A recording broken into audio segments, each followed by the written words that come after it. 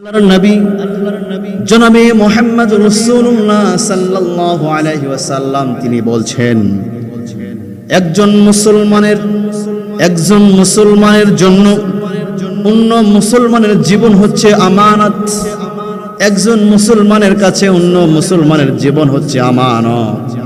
কোন ব্যক্তির যদি দোষ না থাকে, বিনা দোষে অকারণে কোন ব্যক্তিকে হত্যা করা যাবে না, বিনা দোষে অকারণে কোনো ব্যক্তিকে কতল করা যাবে না, বিনা দোষে অকারণে কোনো ব্যক্তিকে খুন করা যাবে না, বিনা দোষে অকারণে কোনো ব্যক্তিকে মেরে ফেলা যাবে না। হারাম হারাম হারাম।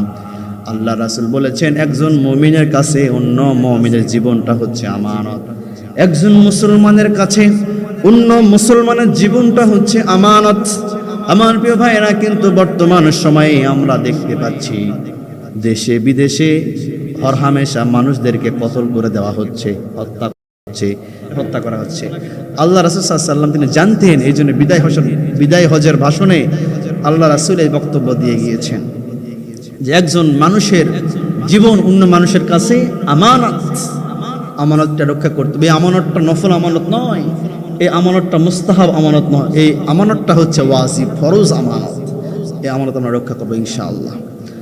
আমার প্রিয় ভাইরা, এরপরে আমার নবীজি আরো বললেন একজন মুসলমানের সম্পদ অন্য মুসলমানের কাছে আমানত। একজন মুমিনের সম্পদ অন্য মুমিনের কাছে আমানত। একজন মানুষের সম্পদ অন্য মানুষের কাছে আমানত।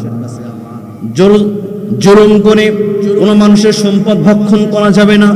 জুলুম করে, নির্যাতন করে, শক্তি খাটিয়ে, বাহুবল দেখিয়ে, নাম সুখ্যাতি দিয়ে মানুষের সম্পদ আত্মসাৎ করা যাবে না।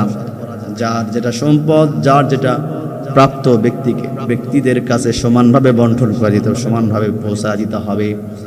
আমার প্রিয় ভাইয়েরা, বর্তমান যুগেও দেখা যায় এই সম্পদের কারণে ভাই ভাইয়ের মধ্যে দ্বন্দ্ব, এই সম্পদের কারণে ভাই বোনের মধ্যে দ্বন্দ্ব, এই সম্পদের কারণে ভাই ভাইয়ের সম্পর্ক ছিন্ন হয়ে যাচ্ছে।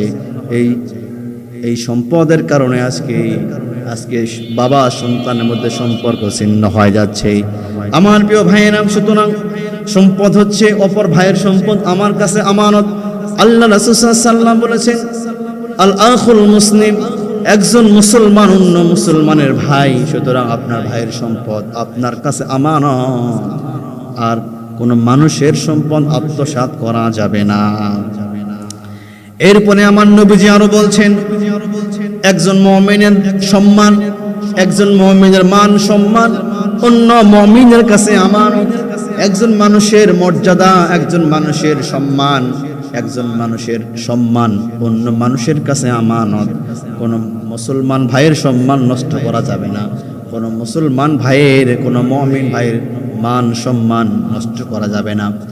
আমার প্রিয় ভাইয়েরা, বর্তমান সময়ে একটা দোষ দেখা যাচ্ছে আমাদের মাঝে, মানুষের মাঝে চকলখুরি করে মানুষের মাঝে দ্বন্দ্ব সৃষ্টি করে দেয়, আত্মীয়তা ছিন্ন করে দিচ্ছে। চকলখুরি করে ভাই ভাইয়ের মধ্যে দ্বন্দ্ব লাগিয়ে ছিন্ন করে দিচ্ছে। আল্লাহর রাসূল বিশ্বনবী জনাবে মুহাম্মদুর রাসূলুল্লাহ সাল্লাল্লাহু আলাইহি ওয়াসাল্লাম তিনি বলছেন লা ইয়াদখুলুল জান্নাতা কাত্তাত। আল্লাহর রাসূল আরো বললেন লা ইয়াদখুলুল জান্নাতা কাতি'। আল্লাহর রাসূল জনাবে মুহাম্মদুর রাসূলুল্লাহ সাল্লাল্লাহু আলাইহি ওয়াসাল্লাম তিনি বললেন কোন চকলখোর ব্যক্তি তারা জান্নাতে যাবে না। যে ব্যক্তি চকলখুরি করবে সে জান্নাতে যেতে পারে না। এরপরে আল্লাহ নবী বললেন যে আত্মীয়তা ছিন্ন করবে ওই ব্যক্তিও জান্নাতে যাবে না।